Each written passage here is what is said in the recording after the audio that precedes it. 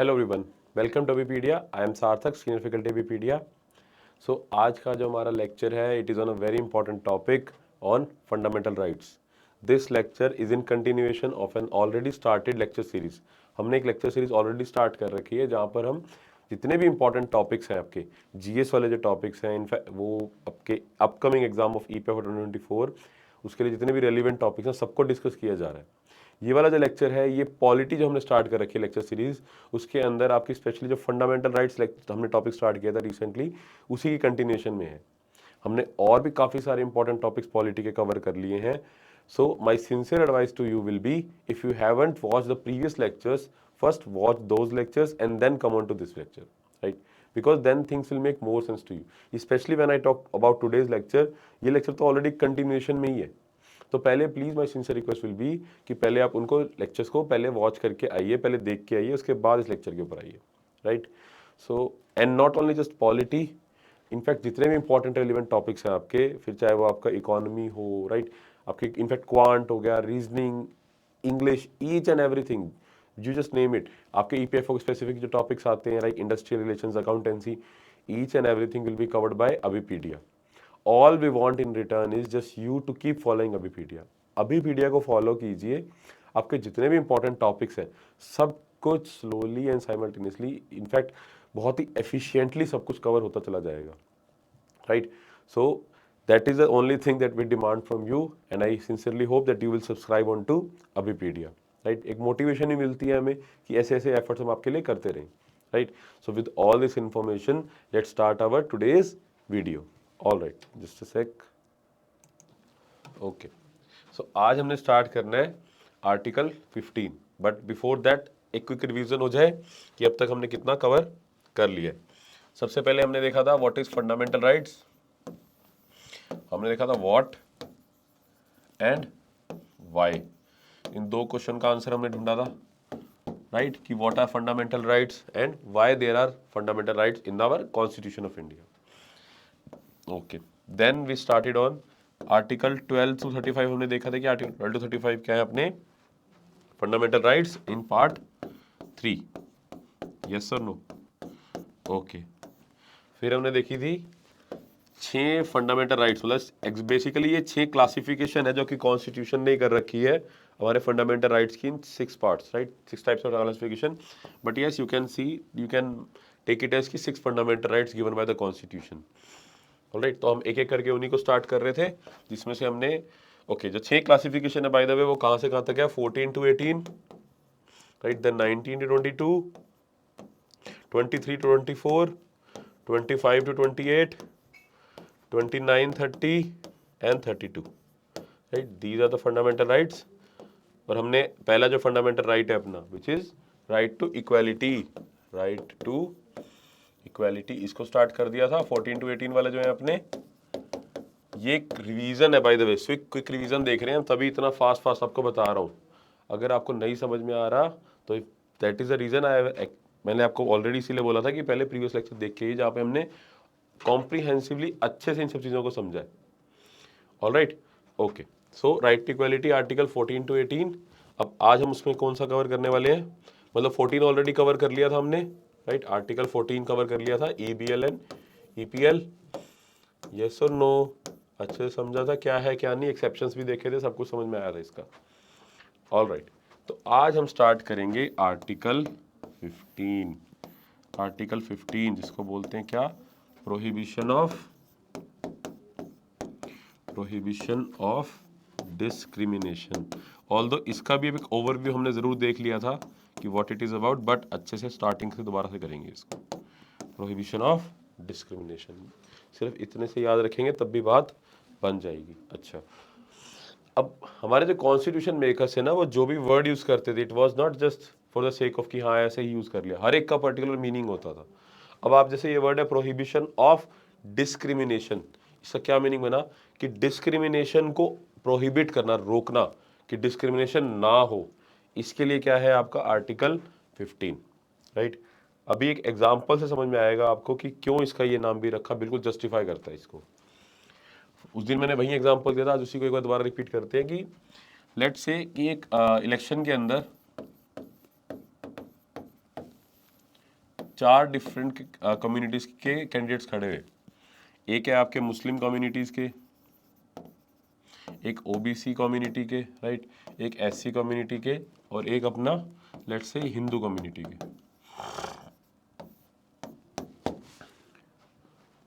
ठीक है, अब इसमें से लेट्स अज्यूम कि ओबीसी कम्युनिटी वाला बंदा जो है ही इज़ द विनर, ये इलेक्शन जीत गए। ठीक है, जनरल इलेक्शन ही थे, तभी सारे कैंडिडेट खड़े हो पा रहे थे, सारे कैंडिडेट इलेक्शन में पार्ट ले पा रहे थे, आई मीन। तो ओबीसी कैंडिडेट जो कैटेगरी के जो कैंडिडेट थे ही वन द इलेक्शन। ऑलराइट, अब इन्होंने क्या करा, इन्होंने बनवाए हॉस्पिटल्स, मतलब हॉस्पिटल्स ऑलरेडी जो बने हुए थे, hospitals, government schools, right, and there are public parks etcetera, जितनी भी गवर्नमेंट की इस तरह की बिल्डिंग्स हैं, सर्विसेज हैं। इन्होंने क्या बोला कि इन सभी के अंदर सिर्फ और सिर्फ ओबीसी कैटेगरी के सिटीजन्स ही अलाउड हैं। अगर वो ऐसा कुछ कर दे, अगर वो जो कैंडिडेट जीते उन्होंने आके ऐसा कुछ अगर कर दे, लागू कर दे, आई मीन इम्प्लीमेंट कर दे, तो क्या ये चीज़ सही होगी? राइट, तो डेफिनेटली ये चीज़ सही नहीं है। It's these kind of things should be avoided. It will be what, it will be discrimination होगी ना बाकी कैटेगरीज, बाकी कम्युनिटीज़ के लोगों के साथ, कि भाई ये तो गवर्नमेंट हॉस्पिटल है, सबके लिए ओपन होने चाहिए, गवर्नमेंट स्कूल्स हैं, सबके लिए ओपन होने चाहिए, पब्लिक पार्क है, सबके लिए ओपन होने चाहिए, और हैं भी। ये क्यों है? Because of article 15 only. Article 15 prohibits this kind of discrimination. आई बात समझ में? ये इंपॉर्टेंस है आर्टिकल 15 की, right. So article 15 prohibit discrimination on grounds only of religion. Let's, चलो डेफिनेशन पे चलते हैं एक बार। Now see here, it provides that the state shall, just a sec, yes, right. It provides that the state shall not discriminate on grounds only, right। यहाँ पे एक important word है क्या? only, इस पे भी आते हैं अभी। only of religion, race, caste, sex और place of birth, RRSCP। In 5 grounds के ऊपर, राइट, इन 5 ग्राउंड्स के ऊपर डिस्क्रिमिनेशन नहीं करा जा सकता, कि रिलीजन के बेसिस पे, रेस के बेसिस पे, कास्ट के बेसिस पे, सेक्स के बेसिस पे, या फिर प्लेस ऑफ बर्थ के बेसिस पे। इसके बेसिस पे द स्टेट, स्टेट हमने देखा था ना किसको बोल रहे हैं यहाँ पर, आर्टिकल 12 में हमने समझा था। Though the state can not discriminate on grounds on only on these basis, it is available only to the citizen of India. Article 15 सिर्फ सिटीजन ऑफ इंडिया के लिए अवेलेबल है, बिकॉज इसके अलावा भी कुछ कैटेगरीज होती है उनके लिए अवेलेबल नहीं है। आई बात समझ में? ये सुन लो। अच्छा, अब यहाँ पर इंपॉर्टेंट वर्ड क्या है आपका? ओनली। इसका मतलब ये है कि इन 5 ग्राउंड्स के अलावा अगर कोई ग्राउंड बनता है तो उसके ऊपर डिस्क्रिमिनेशन करा जा सकता है, उसके ऊपर अलाउड है। फॉर एग्जाम्पल, मैंने लास्ट टाइम भी यही एग्जाम्पल दिया था कि एक जो मान लो जो हैवी ट्रक्स होते हैं, आपके हैवी व्हीकल्स होते हैं, राइट, उनकी एंट्री जो है वो सिटीज़ के अंदर क्या होती है? बैन होती है, अलाउड नहीं होता कि उनको सिटी के अंदर आना। ठीक है, तो इसके ऊपर वो जो ट्रक ड्राइवर है वो ये नहीं बोल सकता कि आके स्टेट के अगेंस्ट कि भाई मेरे अगेंस्ट आप डिस्क्रिमिनेशन कर रहे हो, आप सारे व्हीकल्स को अलाउड कर रहे हो, मेरे को नहीं अलाउड कर रहे। तो स्टेट बोलेगा देखो भैया इधर आओ, ये 5 ग्राउंड दिख रहे हैं आपको, रिलीजन, रेस, कास्ट, सेक्स और प्लेस ऑफ बर्थ। आपकी वाली जो कैटेगरी है क्या इसमें से किसी में भी फॉल कर रही है? तो उसका आंसर होगा नो। कहेंगे भैया हम डिस्क्रिमिनेशन कर सकते हैं, आप चुपचाप अपना बोझा बिस्तर आप चको और अपने ट्रक को बाहर ही रखो। ठीक है, ट्रक को अंदर एंट्री नहीं मिलेगी, बाहर के बारी से जाना है आपको। क्लियर है? ये जस्ट एन एग्जांपल था। आई होप आपको समझ में आया होगा जो बताना चाह रहा हूँ कि ओनली का मतलब क्या है यहाँ पर, कि सिर्फ इन्हीं 5 बेसिस पे डिस्क्रिमिनेशन अलाउड है, सॉरी अलाउड नहीं है, इसके अलावा किसी भी बेसिस पे डिस्क्रिमिनेशन करा जा सकता है, और ये सिर्फ सिटीजन्स ऑफ इंडिया को के लिए अवेलेबल है। Yes or no? Okay. Now let's read the Article 15 Clause 1. It prohibits the state. It prohibits the state from discriminating on the grounds only of religion, race, caste, sex or place of birth. Right? Okay. Here the prohibition of discrimination is in the terms of access to shops, public restaurants, hotels, places of public entertainment, or the use of wells, tanks, roads and other public places maintained wholly or partially out of the state funds or dedicated to the use of general public. Okay, ये क्या कह रहा है कि यहाँ पर जो है ये जो प्लेसेस लिखी हुई हैं, मतलब ये बेसिकली गवर्नमेंट प्लेसेस हैं सारी की सारी, गवर्नमेंट की buildings and all, government funded होगी या फिर पूरी तरीके से गवर्नमेंट स्पॉन्सर कर रही है या मैनेज कर रही है, ये सारी की सारी इसके अंदर काउंट होती है। आ रही है बात समझ में? यस और नो? ओके। अब डेफिनेटली एक्सेप्शंस भी हैं कुछ ना कुछ इसके ऊपर, right? So what are the exceptions? So exceptions क्या कहती हैं, लेट्स सी। कि मान लो जो कुछ वल्नरेबल सेक्शंस हैं आपके, राइट? कुछ वल्नरेबल सेक्शंस हैं आपके लाइक विमेन एंड चिल्ड्रन। अब हुआ क्या था इनके साथ, जो हमारी पास्ट के अंदर इनके साथ काफ़ी सारी डिस्क्रिमिनेशन हुई थी। तो इनको आप इस टाइम पे भी इक्वल अगर आप ट्रीट करो तो इनके लिए कहीं ना कहीं गलती है वो। दैट इज़ द रीज़न इनको जो पास्ट में इनके साथ एक्सप्लॉयटेशन वगैरह हुई है उसको जस्टिफाई करने के लिए आज की डेट में इनको इस आर्टिकल के अंदर कुछ एक्सेप्शंस मिली है, जहाँ पर इनको कुछ प्रोटेक्टिव डिस्क्रिमिनेशन हो रही है बेसिकली इनके साथ। मतलब इनको कुछ एक्स्ट्रा इसीलिए इनके लिए कुछ प्रोविजंस रखे गए हैं सो दैट ये भी इक्वल ही ट्रीट किया जाए इनको। आ रही है बात समझ में? ये पास्ट में जो उनके साथ एक्सप्लॉयटेशन हुई है दैट इज द रीजन उनको यहाँ पर, मतलब जो वल्नरेबल सेक्शंस है लाइक विमेन एंड चिल्ड्रन, उनको दैट इज द रीजन यहाँ पर कुछ एक्स्ट्रा प्रोवाइड किया जा रहा है। वो क्या है? बेसिकली रिजर्वेशन, जिसको हम बोलते हैं सिंपली। क्लियर? तो आर्टिकल 15 क्लॉज 3 क्या कहता है? That state can make special provisions for women and children, right? ये डिस्क्रिमिनेशन में काउंट नहीं होगा। ये जो स्पेशल प्रोविजन जो चिल्ड्रन विमेन को प्रोवाइड किए जाएंगे आर्टिकल 15 के अंडर, ये उनके अगेंस्ट कोई डिस्क्रिमिनेशन में काउंट नहीं हो रहा, राइट? ये एक तरीके से प्रोटेक्टिव डिस्क्रिमिनेशन है। मतलब उनके लिए स्पेशल रिजर्वेशन जो प्रोवाइड करी जा रही है डिस्क्रिमिनेशन में नहीं काउंट होगा। आर्टिकल 15 उनको एक्सेप्शन की तरह ट्रीट करेगा। ठीक है, गवर्नमेंट स्टेट को पूरा पूरा राइट है, दे कैन डू दैट। कोई खड़ा नहीं होगा, क्योंकि कल को मान लो खड़ा हो जाए कोई कि भाई आप लिखा हुआ है आर्टिकल 15 के अंदर कि आप विमेन को मान लो स्पेशल राइट्स दिए जा रहे हैं,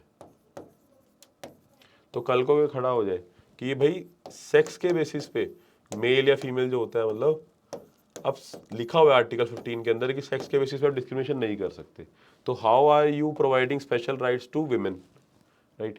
तो फिर आंसर होगा स्टेट का कि भैया लुक इन आर्टिकल 15 क्लॉज 3, वहां पे क्या लिखा हुआ है? The state can make special provision for women and children. We can definitely do that. हम कर सकते हैं, स्पेशल प्रोविजन हम प्रोवाइड कर सकते हैं विमेन और चिल्ड्रन को। हमें आर्टिकल 15 क्लॉज 3 के अंदर स्पेशली प्रोविजन पावर दी हुई है। क्लियर है? For example the reservation of seats in local bodies for women for और the provision of free education for children, article 21 clause A. होता है ना लोकल बॉडीज के अंदर 33% सीट्स क्या होती हैं, 1/3 सीट जो है रिजर्व होती हैं विमेन के लिए। इनफैक्ट वो तो कॉन्स्टिट्यूशनल मैंडेट है। क्लियर? और जो चिल्ड्रन आर्टिकल 21 क्लॉज है, ऑल्दो हम पढ़ेंगे अभी आगे जाके फ्यूचर लेक्चर्स के अंदर, we will be studying about it, जहाँ पर हम देखेंगे कि education for children is free, article 21 clause A. Okay, so these all come under article 15 clause 3. These are kind of an exception to article 15. Okay, then comes article 15 clause 4. Okay, ये भी क्या है? Basically all these three are what? These are exceptions. These are exceptions to article 15. Okay, just a sec. Okay, so article 15 clause 4 क्या कहता है? The state can make special provisions for socially or educationally backward classes, including the scheduled caste and scheduled tribe, right? Okay. अब से article 15 clause 4 basically SC and ST community को special provisions provide करने की बात करता है। Basically reservations की जो हम बात करते हैं, राइट, उनकी बात कर रहे हैं इसके अंदर कि उनको रिजर्वेशन मिले एंड ऑल दैट। ये कहाँ से है? आर्टिकल 15 क्लॉज 4 से। क्लियर? तो जो गवर्नमेंट स्कूल्स हैं, जो कॉलेजेस हैं हमारे, IITs, IIMs, right, NITs and बहुत सारे जिन पर रिजर्वेशंस हैं, वो सब कहाँ से है? वो आर्टिकल 15 क्लॉज 4 से ही मिला हुआ है। जो रिजर्वेशन जो हम सुनते हैं आज की डेट में कि कॉलेजेस के अंदर रिजर्वेशन है, इनफैक्ट और जो जॉब्स के अंदर रिजर्वेशन है वो बेसिकली आर्टिकल 16 है, जो हम आगे पढ़ेंगे। उसको भी कंफ्यूज नहीं करना, इसलिए पहले ही बता रहा हूँ। तो बट जो गवर्नमेंट कॉलेज, सॉरी आपके जो स्कूल्स एंड ऑल हो गए, ठीक है, कॉलेजेस हो गए, यहाँ पर जो रिजर्वेशन मिल रही है वो आर्टिकल 15 क्लॉज 4 के बेसिस पे ही मिल रही है। ऑलराइट, तो बेसिकली ये आप डिस्क्रिमिनेशन नहीं कर रहे, this is not discrimination, this is providing special provisions to the community who has been exploited in the past. That is the reason, ये जस्टिफिकेशन भी यही है इस रिजर्वेशन का, इन एक्सेप्शंस का। Alright, so next article clause 15 clause 5 क्या कहता है? The state can make special provisions for the advancement of any socially or educationally backward classes of citizens regarding their admission to the educational institutions, including private institutions, whether aided or unaided by the state, except the minority educational institutions. This provision was added by the 93rd Amendment Act 2005. सी बताया था ना आपको, ये article 15 clause 5 तो साफ साफ कह रहा है कि एजुकेशनल इंस्टीट्यूशंस के अंदर, एजुकेशनल इंस्टीट्यूशन के अंदर जो स्पेशल रिजर्वेशन मिल रही है वो स्पेशल प्रोविजंस हैं बेसिकली, वो अलाउ कर रहे हैं, आर्टिकल 15 क्लॉज 5 अलाउ कर रहा है स्टेट को कि they can provide reservation to the socially and educationally backward classes of citizens, right. ये ओबीसी जो कैटेगरी आप सुनते हो ना, ओबीसी कैटेगरी, ये उनकी बात कर रहा है। आर्टिकल 15 क्लॉज 5 क्या कह रहा है? जो बेसिकली आप ओबीसी कैटेगरी आप सुनते हो, जो बैकवर्ड बीसी कम्युनिटी आप सुनते हो, ये उनकी रिजर्वेशन की बात कर रहा है कि उनको भी अलाउड है, उनके लिए भी अलाउड है एजुकेशनल इंस्टीट्यूशन के अंदर special provisions by the state. Clear है? 15 clause 4 SC ST, 15 clause 3 women and children, 15 clause 5 OBC category. I hope ये डेफिनेटली समझ में आया होगा। यस, यहाँ पर जो लास्ट लाइन है ये माइनॉरिटी वाली, ये भी आपको आगे आएगी समझ में, आर्टिकल 29-30 जब पढ़ेंगे तब समझ में आएगा कि माइनॉरिटीज़ को एजुकेशन इंस्टीट्यूशन की, ये वही बात है कि एक्सेप्शन यहाँ पर अलग से लिखी हुई है ये। क्लियर? और ये सब चीज़ें स्टेट की गवर्नमेंट के अंदर, आप प्राइवेट कॉलेजेस को कंपेल नहीं कर सकते, प्राइवेट स्कूल्स को कंपेल नहीं कर सकते कि ये रिजर्वेशन रखें, बट हाँ स्टेट स्पॉन्सर्ड है या फिर स्टेट एडिड है या फिर स्टेट गवर्नमेंट का ही है प्रॉपर, या मतलब आई मीन सेंट्रल गवर्नमेंट है स्टेट गवर्नमेंट का, तो वहाँ पर रिजर्वेशन ज़रूर प्रोवाइड करी जा सकती है, वहाँ पर कोई दिक्कत नहीं है। क्लियर? सो आई होप ये ज़रूर समझ में आया होगा आपको आर्टिकल 15। ओके, सो और इसी के बेसिस पे the centre enacted the central educational institution act reservation in admission to bring this provision into effect. जो लास्ट आपने ओबीसी कैटेगरी वाला पढ़ा था ना भी, आर्टिकल 15 क्लॉज 5, ये उसकी बात कर रहा है कि उसी के लिए एक एक्ट भी पास किया गया था जहाँ पर 27% कोटा मिला था किनको? ओबीसी कैटेगरी के बंदों को, in all central higher educational institutions, right. 27% का कोटा, रिजर्वेशन कोटा उनके लिए निर्धारित कर दिया गया था, फिक्स कर दिया गया था, एस्टैब्लिश कर दिया गया था by this act using article 15 clause 5, right. ये एक जनरल ओवरव्यू भी होगा ना इन सब जितना आपको पढ़ाया जा रहा है, तब भी आपका डेफिनेटली काम चल जाएगा। मैं इतना ब्रीफली और इतना एक्सप्लेन करके क्यों कर रहा हूँ? सो दैट आपको चीज़ें समझ में आए, आपको चीज़ें याद कम करनी पड़े, बिकॉज रटना इज अ क्रैम करना इज प्राइमा फेसी लगता है बहुत इजी, बट एक्चुअली बहुत टफ काम होता है और इतना फ्रूटफुल भी नहीं होता। सबसे बड़ी बात, इफेक्टिव भी नहीं होता। इफेक्टिव स्टडी होती है जब आप चीज़ों को अच्छे से समझ के करें, क्यों करा गया, कैसे करा गया, सारे रीज़न, अगर आपको रीज़न पता है हर चीज़ के कि भाई क्यों कर रहे हैं ऐसा, स्पेशली पॉलिटी और हिस्ट्री जो कि मुझे लगता है फैक्चुअल है, लेकिन अगर आपको एक अंडरस्टैंडिंग है कि हर एक चीज़ क्यों करी जा रही है, जितनी भी इंपॉर्टेंट है बेसिकली आपके एग्जाम के लिए, तो डेफिनेटली आपकी प्रिपरेशन बहुत अच्छी जाएगी, बिकॉज आपको चीज़ें समझ में आएंगी तो रटनी कम पड़ेंगी, समझ आंसर आप सही टिक करके आओगे, फिर चाहे वो कैसे भी घुमा के आपसे क्वेश्चन पूछ लें। Alright, okay. So, and in 2008, the Supreme Court upheld the validity of this act, but directed the central government to exclude the creamy layer among the OBC while implementing the law. Okay, ये क्या कह रहा है कि जो हमने reservation दे रहे हैं ओबीसी कैटेगरी के अंदर, कि ओबीसी को आप क्या दे रहे हो, रिजर्वेशन दे रहे हो, बट सुप्रीम कोर्ट ने ऑर्डर दिया कि इसमें से आप क्रीमी लेयर वाले जो बंदे, जो क्रीमी लेयर वाली कैटेगरी के अंदर आएंगे, उनको क्या करो, एक्सक्लूड करो, उनको रिजर्वेशन नहीं मिलेगी। क्लियर है? अब क्रीमी लेयर क्या होता है कि आपको याद रखना, no you don't need to exactly learn each and everything, but yes simply आप इतना समझ लीजिए कि जिनको ऑलरेडी रिजर्वेशन मिली, अगर वो एक प्रॉपर एक पर्टिकुलर लेवल पे अचीव कर गए, ओबीसी की बात हो रही है यहाँ पर, कि लाइक उनकी इनकम लेवल लेट से 8 लाख से ऊपर होगी, किसी गवर्नमेंट जॉब के अंदर वो लगे और उनकी इनकम लेट से 6 या 8 लाख से ऊपर होगी, तो उनके जो फर्दर जो आगे जनरेशन आएगी उनको ओबीसी कैटेगरी के अंदर नहीं रखा जाएगा। क्लियर है? सो दीज का ये सिर्फ एक वन ऑफ द प्रोविजन था, और भी बहुत सारे प्रोविजन होते हैं इस टाइप के, राइट। तो ये होता है क्रीमी लेयर, जिसको एक्सक्लूड करा गया है ओबीसी कैटेगरी से, जिनको रिजर्वेशन के राइट्स नहीं मिलेंगे, ये बोला गया है इसी पर्टिकुलर आपके जजमेंट के अंदर, सुप्रीम कोर्ट ने जिसके अंदर ये बोला था वर्डिक्ट के अंदर अपने। क्लियर है? तो आई होप ये समझ में आ गया होगा। So now yes, what is creamy layer? Creamy layer is a term used about the relatively forward and better educated members of the OBC who are not eligible for government sponsored education and professional benefits program। वहीं जो आपको बताया यहाँ पर लिख दिया बस आपके लिए, ठीक है। एक अंडरस्टैंडिंग होनी चाहिए, that is more than enough for you.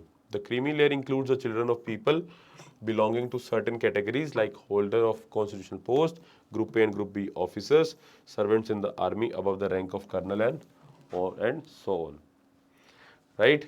So definitely I hope इस समझ में आया होगा। Okay, now let's move on to the next fundamental right, which is Article 16, which says what? Just look at the definition: equality of opportunity. Equality of opportunity in public employment, right? It talks about public employment, मतलब government jobs के अंदर equality provide करने की बात कर रहे हैं कि वहाँ पर कोई डिस्क्रिमिनेशन ना हो, कि गवर्नमेंट जॉब अगर हमने की बात करें तो वहाँ पर डिस्क्रिमिनेशन ना करी जाए, सबको बराबरी का मौका दिया जाए उस गवर्नमेंट जॉब की पोस्ट को ग्रैब करने का। क्लियर? इनफैक्ट अगर आपके तभी दैट इज़ द रीज़न कि जितने भी एग्ज़ाम लिए जा रहे हैं सबके क्या हो रहे हैं, एंट्रेंस टेस्ट होते हैं, सबको बराबरी का मौका दिया जाता है कि आइए और बैठिए एग्ज़ाम दीजिए, अगर आप एग्ज़ाम क्लियर करते हैं तो you will get this job. Clear? ऐसा गवर्नमेंट नहीं कर सकती कि मान लो कोई पोस्ट निकाली, फॉर एग्ज़ाम्पल आपकी कोई भी मिनिस्ट्री के अंदर कोई जॉब निकाली उन्होंने और वो डायरेक्टली बिना किसी एग्ज़ाम लिए वहाँ पर आपको डायरेक्टली हायर कर ले, तो अगर ऐसा करेंगे तो बवाल मचेगा, बिकॉज वो डिस्क्रिमिनेशन हो जाएगी, आर्टिकल 16 के अगेंस्ट फंड गवर्नमेंट जाएगी और फंडामेंटल राइट आपका क्या हो रहा है, वायलेट हो रहा है। डेफिनेटली कुछ एक्सेप्शंस भी हैं इसके अंदर, उनको भी देखेंगे, बट आई होप कि आपको you get the general idea what is article 16। Alright, okay. So article 16 provides for the equality of opportunity for all citizens in matters of employment or appointment to any office under the state, right? Article 16 clause 2 क्या कहता है? It holds that no citizen shall on the grounds of religion, race, caste, sex, descent, place of birth or residence shall be discriminated against or be ineligible for employment for any office under the state. Okay, अब article 16 clause 2 क्या कहता है basically आपका, कि like हमने article 15 के अंदर पढ़ा था ना, 5 ग्राउंड्स पढ़े थे, रिलीजन, रेस, कास्ट, सेक्स और प्लेस ऑफ बर्थ। आर्टिकल 16 के अंदर एक और आपका ऐड हो जाता है, right, which is what? Let's see, religion, race, caste, sex, यहाँ तक ठीक है, प्लेस ऑफ बर्थ यहाँ तक तो ठीक है, और रेजिडेंसी की बात है। एक डिसेंट और ऐड हो गया इसके अंदर, राइट, कि डिसेंट के बेसिस पे भी आप डिस्क्रिमिनेशन नहीं कर सकते। अब डिसेंट क्या होता है बेसिकली, आप इसको बोलते हैं हायरार्की, कि भाई आपके दादा परदादा को मिल रही है उसी के बेसिस पे आपको भी दे दे, कि मान लो आपके पापा को जॉब मिली थी गवर्नमेंट जॉब और आपको एज अ सन उनके बेसिस पे सीधा जॉब दे दी जाए गवर्नमेंट के थ्रू, तो ये नहीं कर सकती government, because this will be discrimination against, मतलब आर्टिकल 16 को आप प्रोहिबिट कर रहे हो, इसका मतलब वायलेट कर रही है गवर्नमेंट, इसका मतलब इसके बेसिस पे डिस्क्रिमिनेशन नहीं करा जा सकता। आ रही बात समझ में? But yes, there are certain exceptions also to these provisions. For example कि रेजिडेंस के बेसिस पे, राइट, रेजिडेंस के बेसिस पे भी गवर्नमेंट डिस्क्रिमिनेट कर सकती है, गवर्नमेंट अलाउ कर सकती है, कि इनफैक्ट कई सारी स्टेट्स ऐसा कर भी रही हैं। फॉर एग्जाम्पल आंध्र प्रदेश कर रही है, तमिलनाडु के अंदर है, वहाँ पर रेजिडेंस के बेसिस पे वो जॉब्स देते हैं, कि भाई सिर्फ तमिलनाडु के जो सिटीजन्स होंगे, तमिलनाडु स्टेट से जो बिलोंग करते हैं, उनके लिए स्पेशली कुछ रिजर्व कर रखी है सीट्स उन्होंने government jobs, state government jobs के अंदर। इसी तरीके से रेस आपके जो सेक्स के बेसिस पे भी करा जा सकता है, कि विमेन के लिए कुछ सीट्स रिजर्व करी जा सकती हैं। आ रही बात समझ में? Reason at the same time वहीं जो हमने आर्टिकल 15 के अंदर भी पढ़ा था कि क्यों रिजर्वेशन दी जा रही है, बिकॉज पास्ट के अंदर इनके साथ क्या हुआ, एक्सप्लॉयटेशन हुए, तो उसी को जस्टिफाई करने के लिए इनको कुछ स्पेशल प्रोविजंस, एक्स्ट्रा प्रोविजंस दिए जा रहे हैं इस बार। क्लियर? तो आई होप ये जरूर समझ में आया होगा। See now however there are exceptions, देख लेते हैं एक बार, अभी आपको बताया भी है बट कोई बात नहीं, रिवीजन ही हो जाएगी। What are the exceptions? Article 16 clause 3 holds that the parliament may or by law provide for residence as a qualification for certain jobs, right? Residents के बेसिस पे जॉब्स के लिए कुछ जॉब्स रिजर्व करी जा सकती हैं। Article 16 clause 4 holds that the state can reserve post for the scheduled caste and scheduled tribes or any backward classes of citizens which in the state's opinion are not adequately represented in the services of the under the state. SCs, STs और OBCs, right, इन सब के लिए state can definitely reserve certain seats in employment, right. Government jobs के अंदर state जो है, मतलब government जो है आपकी, वो SCs, STs और OBCs इन सब के लिए डेफिनेटली कुछ जॉब्स को रिजर्व कर सकती है। ये आर्टिकल 16 क्लॉज 4 बोलता है, स्टेट को राइट प्रोवाइड करता है, वो आपकी डिस्क्रिमिनेशन के अंदर नहीं काउंट होगा। क्लियर है? सो आई होप डेफिनेटली ये भी समझ में आ गया होगा। और हमें दिखता भी है, आप जिस जॉब के लिए अप्लाई कर रहे होंगे यहाँ पर भी रिजर्वेशन है, राइट, यहाँ पर भी रिजर्व कोटा है, वो आर्टिकल 16 क्लॉज 4 ही प्रोवाइड कर रहा है, तभी आपको वो जस्टिफाई भी कर रहा है, इसीलिए तभी स्टेट ये सब कर भी पा रही है। ठीक है, okay. So what was Mandal commission? Mandal commission, you need to know all of these things? No, don't worry about it. You just need to know what was Mandal Commission.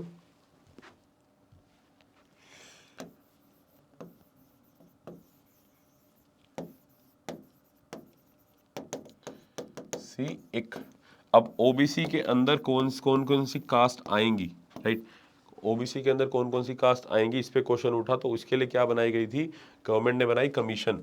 तो पहले बनाई थी first backward classes commission, right, first backward classes commission बनाई गई थी 1970s में, right. Then the second उसकी recommendation आई जो कि नहीं मानी गई, सेटिस्फेक्शन नहीं हुई, तो उसके बाद बनाई गई थी सेकंड बैकवर्ड क्लासेस कमीशन। एक बार फिर से कमेटी बिठाई गई थी जिसको हम क्या बोलते हैं, मंडल कमीशन। और फाइनली इस कमेटी की जो रिकमेंडेशन थी वो कहीं ना कहीं वो इम्प्लीमेंट करी भी गई, थोड़ा बहुत उनमें चेंजेस हैं, ट्वीक्स हैं, बट ऑल इन ऑल इस कमीशन की जो रिकमेंडेशन थी वही अल्टीमेटली इम्प्लीमेंट करी गई थी, राइट, ओके। सो इन्होंने जो मेन चीज़ हमें यहाँ पे बोलने वाली थी वो दी थी, it recommended 27% reservation in government job for this class. तो यहीं से आया था 27% वाला जो कोटा आया था, राइट। 1980 के अराउंड ये सॉरी 1979 में इस कमीशन को फॉर्म किया गया था। मंडल कमीशन क्यों बोलते हैं, क्योंकि बीपी मंडल इसके चेयरमैन थे, राइट, ओके। देन उसके बाद काफ़ी सारे इस पे केसेस वगैरह भी हुए, काफ़ी सारी चीज़ें निकल के आई, बट जो मेन चीज़ थी वो थी the total reserve quota should not exceed 50%। जो मेन यहाँ से एक सुप्रीम कोर्ट ने जजमेंट में बोला था कि जो टोटल रिजर्वेशन कोटा है ना आपका, वो मतलब सारे SCs, STs, आपके OBC सबको इंक्लूड करके टोटल करके आप 50% से ऊपर नहीं जा सकते।